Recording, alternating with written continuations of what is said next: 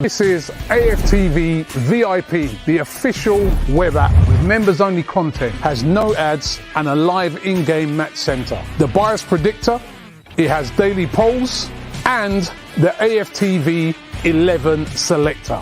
Just one click away. Good morning, good afternoon, good evening from wherever you're watching from. Welcome to AFTV News Daily, or Daily News, however you want to say it. I am Cecil G. I've got James B waiting in the wings. We have got a lot of topics that kind of broke this morning. Bellerin linked with a move, right? Now, before we even talk about Bellerin, let me just play this. But I've just got to be really real here and say that he is not a starting right back for Arsenal. Not with the form he's shown this season, because a big part of how we play is dynamism and skill in our fullbacks, what Tierney offers down the left. And whatever people say about Cedric, he has got more ability on the ball, more natural ability, more natural skill, more natural, maybe not more natural drive, but he can still do that, right? He's safer on the ball. He's more technical. And Hector Bellerin lacks so many of these qualities right now.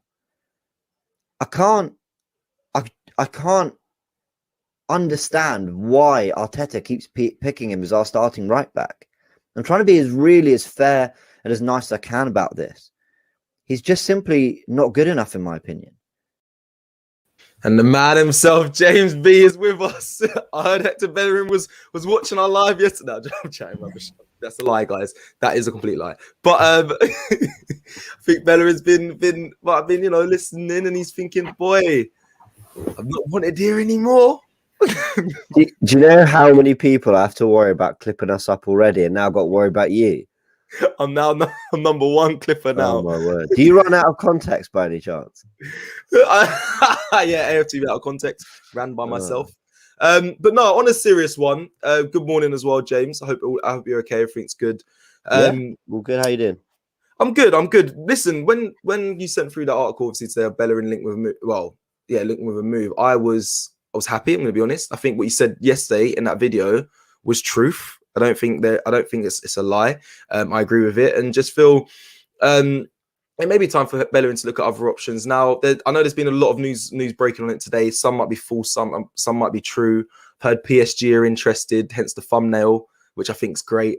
Big up Brennan. Have to give him a shout out as well. Brennan United are class. The photo he chose, Bellerin in the PSG kit. But yeah, that is what's going around. I also think there's been links to Barcelona and a swap deal as well, James, for Junior Firpo. So I don't know if you heard anything about that as well. So I think there's two clubs interested, but I know you've got the story on it. So I don't know if you want to let the people know. And look, I'll also just start by saying that we spoke a lot about Hector Bellerin yesterday. In our stats review show, but also Robbie and I chatting about him in the news show in the evening. No, I don't come on this channel to just have a go at Bellerin all the time. Like, you know, the news today is that he's been linked to the move, and so we're going to chat about the news, and I think we'll keep it as newsy and as professional as possible. We spoke about him a lot yesterday. What I would say is Hector Bellerin does a lot of good publicly. Like, he absolutely does. He is really doing his bit for the planet. He's pursuing his fashion, and I wish him all the luck and generally all the best with that. Like, I don't have a problem. Some fans do. I don't have a problem with all that. I do not either. No, you don't. You absolutely don't, actually. And I wish him all the best, but he's very publicly outspoken on certain things sometimes. So I kind of harbor no guilt in just being a little bit more blunt about how I feel about his performances when he's been at the club a long time, and I've been very, very patient with him. Hence, maybe yesterday I was quite blunt about where I stand with Hector Bellerin and his performances at the moment, whilst also explaining that the injuries play a massive part in that. And, you know, he has been very unfortunate with that. So just want to get that out there. Not going to go in on him today. If I had everything my own way, right, he would become the right back we want. I don't want us to go spend another 40 million on the right back we need. Yeah. I would love him to find form and be the right back we want. And earlier this season, maybe wasn't playing at that level, but he looked very dependable. And it's only really been the last month that I think he's looked very shoddy, not quite there. So look, maybe he'll turn around, but you know, he's now been linked away. And you think we're going to look at an upgrade in that position. In terms of the links away, it's come from various reports. So I won't go into too much detail about either of them and talk about them quite broadly. PSG potentially, Barcelona potentially. Obviously, Barcelona, the club we got him from when he was, I think we got him when he was 15, 14, like very young when he came to Arsenal and joined the academy, Hale End. I had a mental block there for a sec. And that seems the right logical move, but I think PSG are probably in need of a right back. I mean, I've got to say, it wouldn't be a bad move for him, would it? Either one. It wouldn't. I mean, that's a good step in his career, in my opinion, especially from what I see week in, week out. I think going to PSG is a great move. If anything, he should be wanting to jump out of Arsenal for a move to PSG.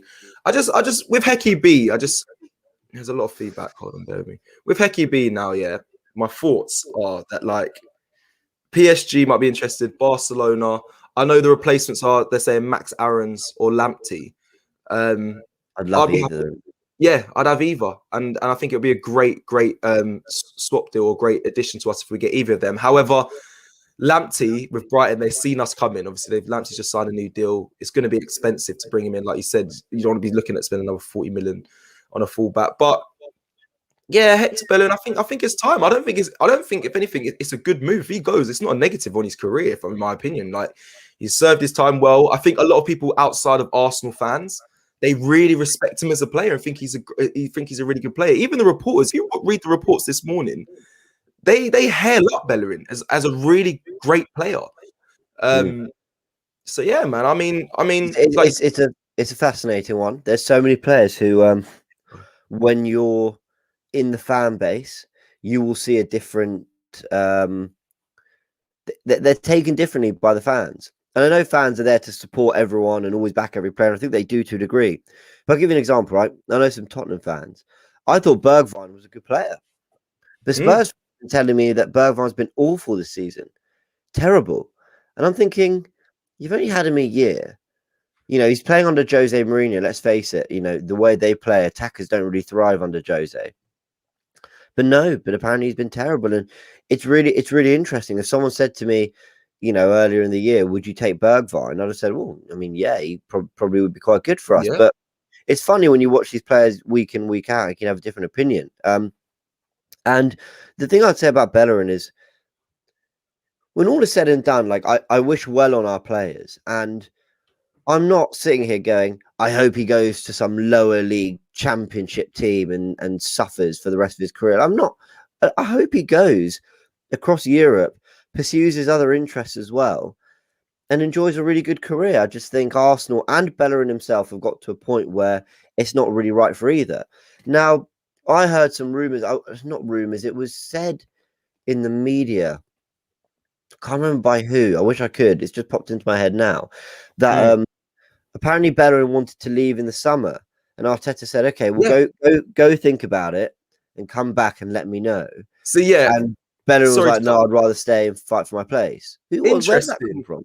Interesting, because in the publication I read this morning, it was said that Arteta fought to keep him. He had a conversation with him and persuaded him to stay. He did want to leave last summer. That is correct. So that seems solid from both our sources, because I heard that as well. But I heard something different, that Arteta spoke to him and made him stay, as in the sense of he persuaded him to stay. Which, in my opinion, I don't doubt that, James, because Arteta's done that with many players. But then he's done that, and we see how much Arteta favorites Bellerin. Like, that would not surprise me if he spoke with him and said, you know what, you're in my plans, and gave him the big spiel to keep him there, because we see him play so much. In the same way with Aubameyang, the way he made him sign the thing of what Arteta said. He used his magic words, his lustrous black hair and his looks and his lingo. I don't know what he said. I don't know what he says in these meetings. I'm telling you, I would love to know, but he persuades people to stay. So I think that's what it was. He persuaded him to stay, even though Bellerin wanted to leave last summer. But I mean, I will just say that I'm no ITK. I don't have any sources or inside info. It's just something I read in a publication or heard in a podcast, maybe I can't remember where it was now because it was a month ago or so. The other thing I'll say is, as football fans, we can be quite fickle. I remember, I wouldn't say staunchly, but I remember defending Bellerin big time at the beginning of the season when people were really on his back. Laurie. And I was saying, really? Bellerin, is this the most I worry? He's not perfect, but he's not playing badly. And I don't know, for whatever reason, I think either I've seen more and I've changed my opinion, or maybe his performances have dropped, but he's not improved as the season's gone on. I thought he actually, Project Restart, I thought looked quite good, and in the cup games looked good. I was thinking, he's getting back to his best slowly. But that sort of burst has gone, and that's because of the injuries, and he's been so unlucky with those. I mean, people forget that before the big knee injury, he was having lots of like month-long injuries, niggly injuries, like things that just stop your flow. And then he does a year out, and that's obviously what are you looking at? From what you saw of him, because I was the same. Remember, me and Laurie, we used to argue, and I'd be like, he's like, why is Maitland-Niles? Why is Bellerin playing? This was at the beginning as well, and I was like, I think what I'm trying to ask you here is, what did Bellerin do good though in these times? Do you think he did anything good, or do you think he was just a trusted player? Because all I saw, I didn't see him actually do anything amazing. I could just see how Arteta trusted him in a sense of, I need you to do this today. He looked like a player that was very well coached to do what the manager wants, but he never was, in my opinion, a good player. If that makes sense. Okay. Wow.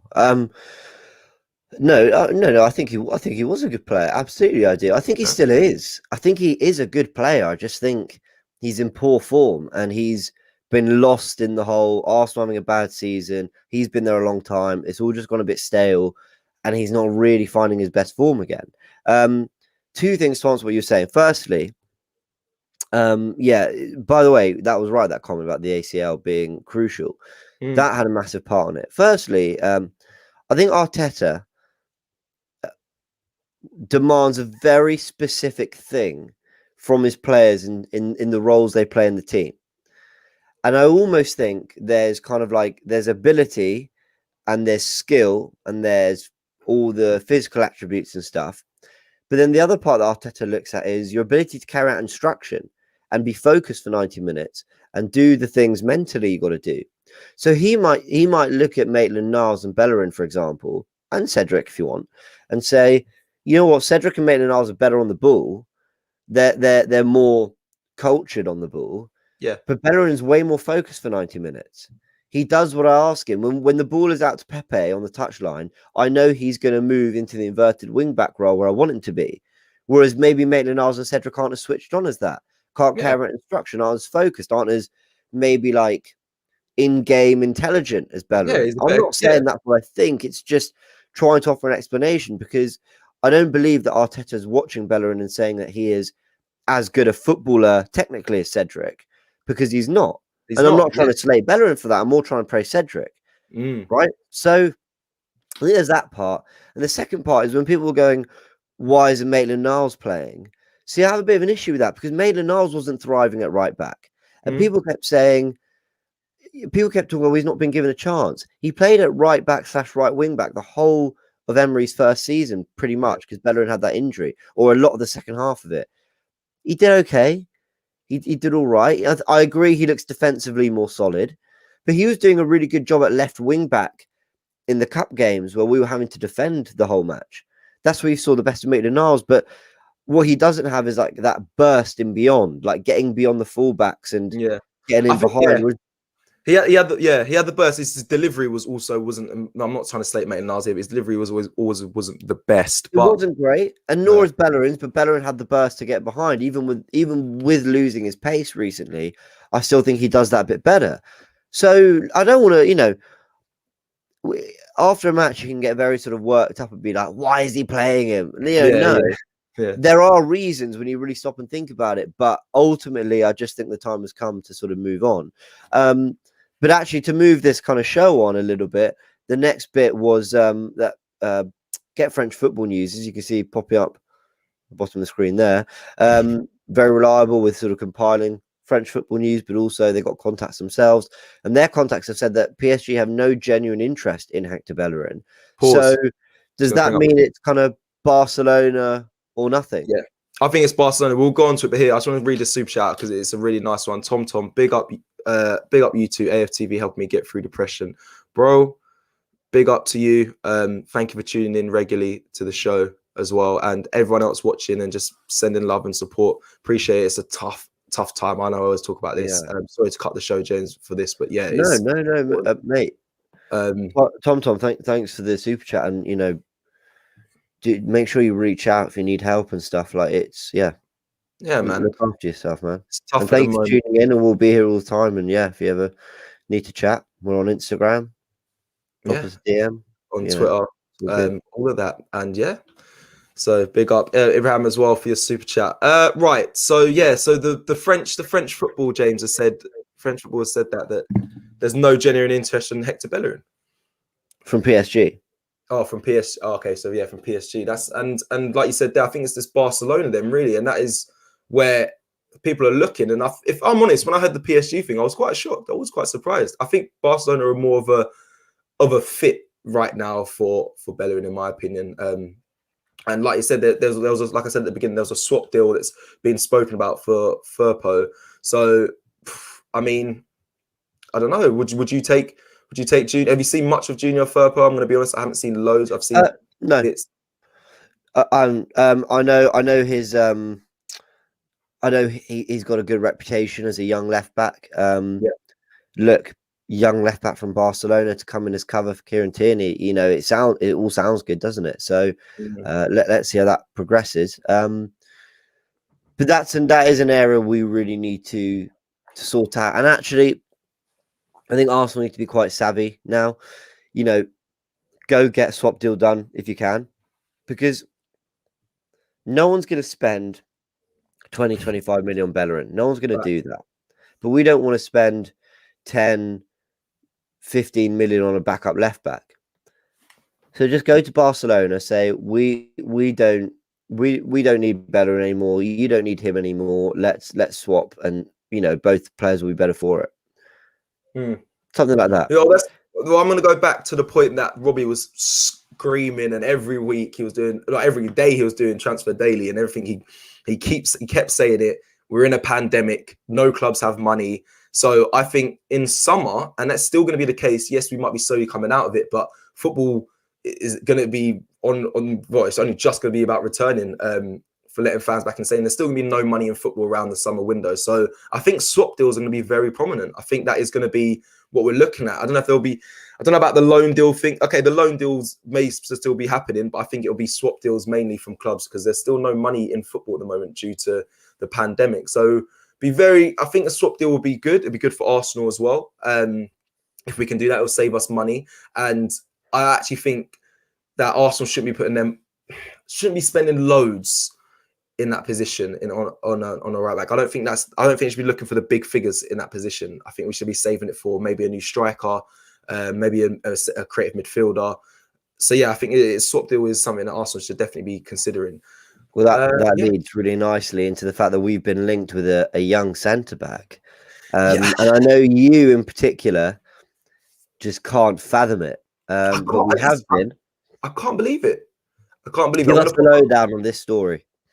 So here, this is it. If you guys haven't seen it, this broke this morning. Sorry about the image. Not for it. I should have. That's poor from me. The image doesn't feel, but Odilin. I don't know how to say his name. I'm not really good at it. Kosunu. We're gonna go Kosunu. Yeah. I think that was good. He's a young centre back. Very young, 20 years of age. He's played a lot this season, actually. I believe it's 22 appearances. Is it Club Bruges, yeah? Club Bruges, yes, in the Belgian league. So, he's very young, played a lot, had a lot of appearances, been trusted in this position. Also plays at right back, defensive midfield, not loads, but obviously he's mainly a centre back, but he's played in those positions. And his current value of 7.2 million is what they're saying, whether that's accurate or not. But I'm going to be honest, I haven't seen loads. I watched some highlights, checked the stats this morning. He's had 1 goal, 1 assist as well in his career. Looks very athletic and strong. He is very tall. Someone you would, from what I've seen, especially in the highlights and whatnot, and how he looks, he seems like a great centre-back and a very young, aspiring centre-back. However, we already have that in William Saliba. So what's They're going on? talking like a £20 million move for him, aren't they? Yeah, they're talking about 20 million. Yeah, 20 million pounds for him. 20 million pounds. Thank you for popping out. Yeah. I lost that one. Thank you, Bakary, I'm just Bakary. going to read it. Big up, Cecil and James. Great addition to AFTV. Good football knowledge. I enjoyed James. Fantastic. Fantastic. I like that. Talk after every game. Thanks, man. Fantastic. Oh, he's playing on what? You're quick, Cecil. I'm so slow. Listen, to me, it's just early. But again, sorry, straight back to the news. I keep going off tangents. Thank you for the super chats. But guys, LED, the Wizard of Lights. I was gonna say, so yeah, Odeling Kosunu. So very young. They're looking at 20 million for him, which, to be fair, it's not a load. It's quite a bit of money for a centre back, but it's not loads. But like I said, again, we have William Saliba. That I don't know what investing 20 million in a right-sided centre back would be a disaster for me. A young right-sided centre back. I know it wouldn't happen, right? But if Arsenal went and spent 25 million on a proven right-sided centre back, like, it's never going to happen, guys. So don't start jumping on my back. But like Joe Gomez from Liverpool, say he was behind Van Dijk and Matip in the pecking order, and he wanted first team football, and you went and got him, right? Or I don't know who else is a good example. But my point is, if you went and got someone who's a proven right-sided centre back who's going to come in and improve you immediately, I'd say okay, because you're trying to get a big return now. Investing in another young right-footed centre-back when we have one who's got the best reputation among all young centre-backs in the world, and we're not giving him a chance, I'll go nuts. Nuts. Yeah, agreed. Go on, carry on. Keep running. Keep going. I can see you. Keep going. Because it is on the Cronkies, right, and the board to look at Arteta and say, what do you need? We will give you the players you need so you can get the best out of Arsenal, right? That is true. But it's also on Arteta as a coach and manager to say, okay, I need this, but I also got to work with what I got. I also got to get something of what I got. And if it's not perfect, fine. But you've got to find something out of what you have as well. You can't just make the excuse, doesn't fit my... I'm not saying Arteta's making this excuse, but if we did go and sign another right-sided centre-back, that would be telling me that he doesn't have faith in Saliba and he wasn't really willing to work with the guy. Yeah, I don't know what personal issues there are off field or whatever. I don't know. But this would anger me. It'd be £20 million down the drain. And if it's not, and he comes in and does brilliantly, then the Saliba deal was £27 million down the drain. Facts. No, they've got to... Yeah, I was just going to say, like, we get Kosunu, and then what? Arteta puts him out on loan. Says he needs a transitional period. Like, I can't go through that again. Can't go through that. It happened with Saliba, and he's proven that he's a great talent and he's rising to the occasion. So I don't know. I think it's quite silly. I don't know why we need more centre backs. We had like 9 before just January. Give Holding a new deal. Yeah. So what did we say to Rob Holding? Right? What did we say? Hi, Rob. You're doing really, really well. Would love you to be our backup next year. Like, do you know what I mean? Under what? I'm glad we gave him a new deal. Protect his value. We might sell him on for 10, 15 mil one day. Fine. Yeah, find it all. I've got to say, find it all a little staggering. But let's see. Look, I know I've said all that and there's nothing confirmed, right? We don't know anything. Saliba might come back and be brilliant. Arteta's spoken about how they want to manage him properly. I get all that. And I have faith because I think Arteta knows he kind of got the Saliba thing wrong. I also believe the Cronkies will look at Arteta and say, listen, pal, you want all this money and we'll give it to you for positions like upgrading on Granit Xhaka, who you inherited, has been there 4 or 5 years. Fine. By the way, Xhaka's doing quite well at the moment. Or upgrading up front. You know, Arteta's not bought his striker yet. That's a big position. You might say, we'll back you there. We're not going to back you with another centre-back after you just signed Pablo Mari, who's going to cost up to 14 million once he's made all the appearances and all the fees are paid or whatever, something like that. Gabriel for 27 million, bit more or bit less, I think. You want to give Louise another deal, you give Holding another deal, and we splash money on William Saliba the summer before, and you're saying you're not even willing to try and get something more out of him. You know, players perform better. So players on the pitch are sometimes different to how they are in training. 100%. You know? There's training players, training ground players. There's match day players. Right. 100%. That's so Arteta's got to work with that too. So I would be staggered if the Cronkies were happy to just go, yeah, all right, let's write off that 27. No. Unless a club comes in and goes, you know, we love him and you're not giving him a chance. Here's 40 million. Let's do it. Then maybe, but I don't think, I think people would, I think another club would be mad to do that.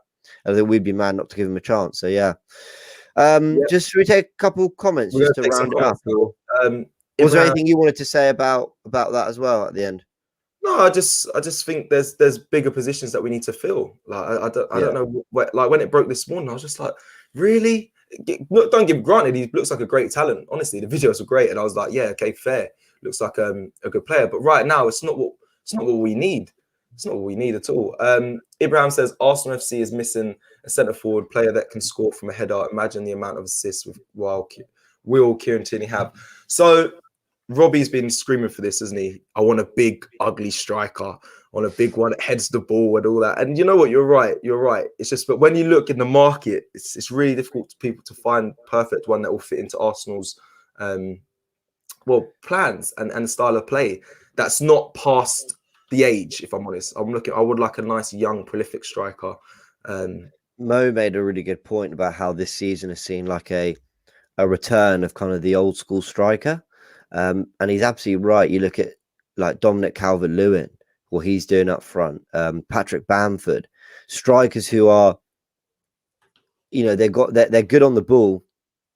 Thank you. They're good on the ball. They're getting behind, but they're also good in the box. They've got a good head. Like they can. They're complete strikers. They can do a bit of everything, and I definitely think, you know, Arsenal maybe need to look to move more back towards that direction. I've always liked the Agueros, the Suarez's, you know, players like that, niggly, skillful, but brilliant, flary. I always love those kind of players. But, you know, maybe football is moving back towards those kind of strikers. Trying to think of others who are like that in the league. Cavani. Yeah, I like hybrid strikers. So yours Aguero and Suarez and that. Yeah, the niggly, short, good center of gravity, can roll a man, quick on the shoulder, good finishers.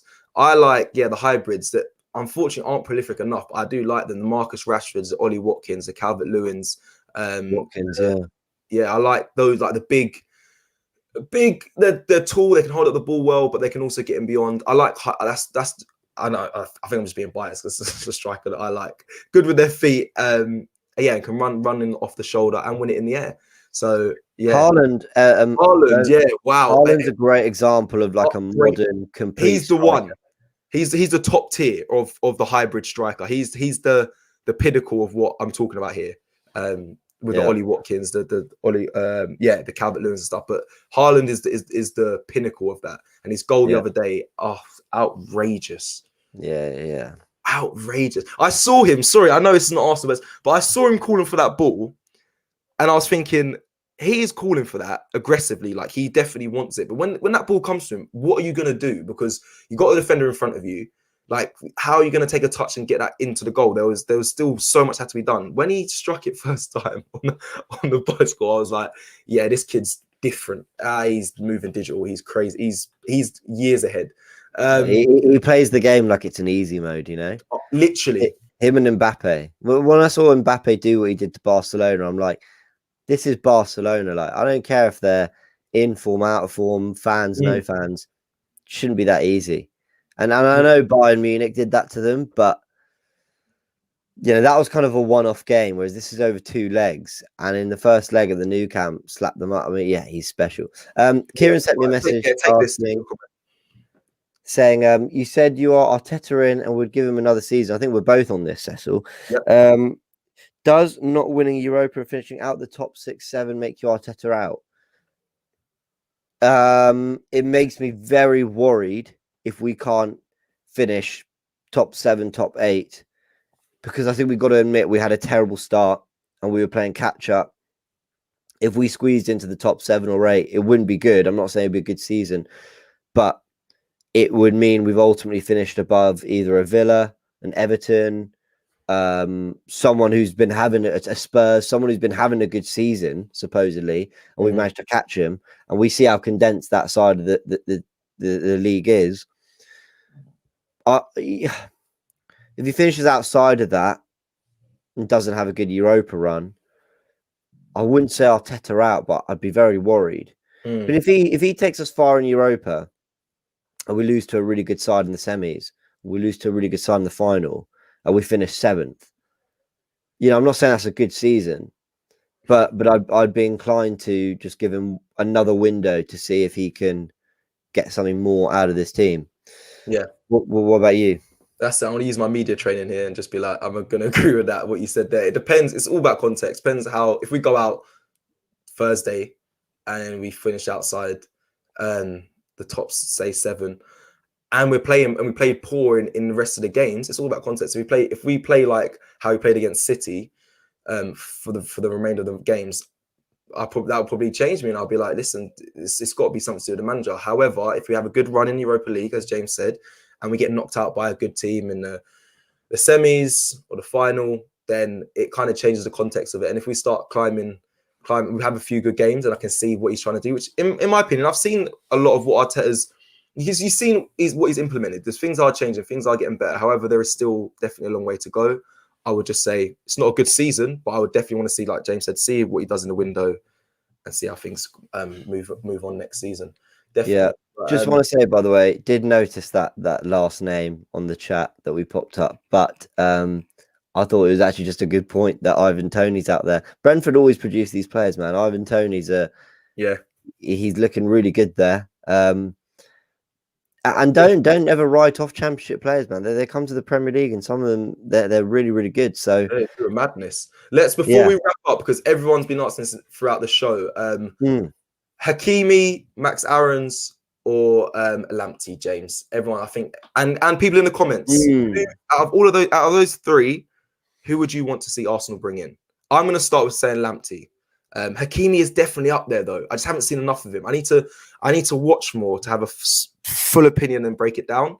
But I've seen he does definitely a promising talent. Him and Lamptey are close, but Lamptey for me.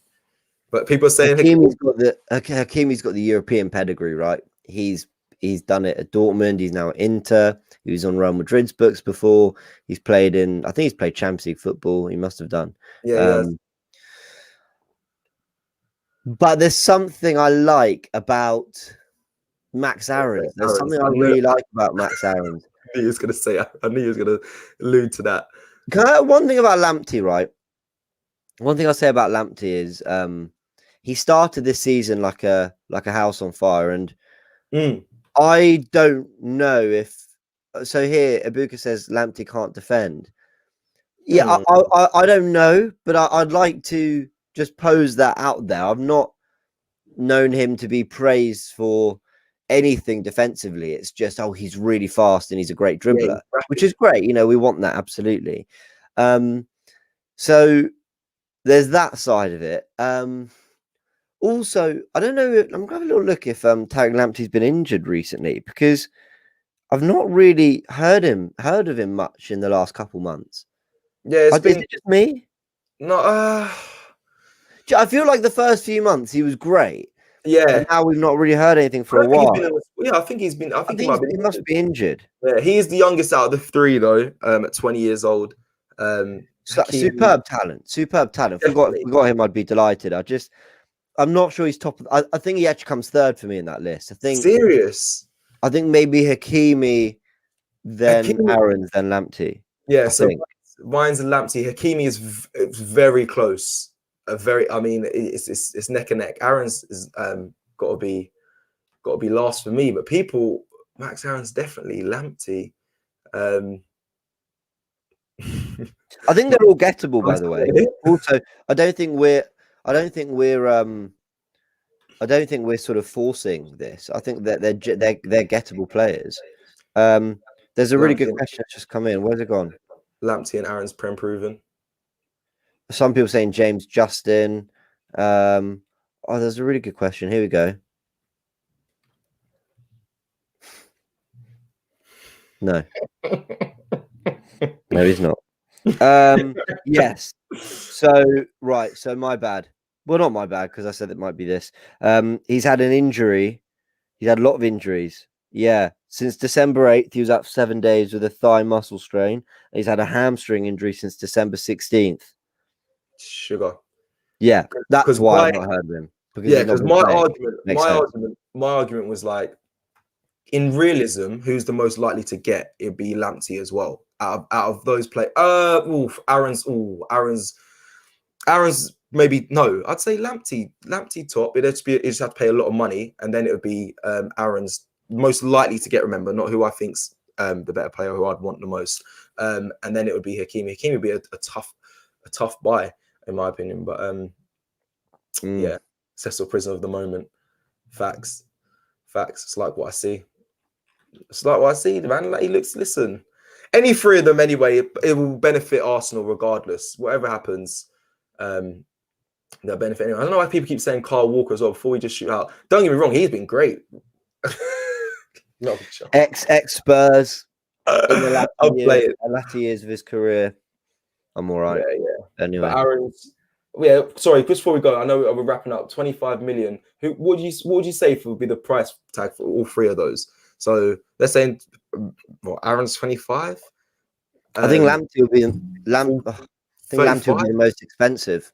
Yeah, he would. I just clocked. And weirdly, the one I want the least. But he's terrific, Lamptey. But I would have him.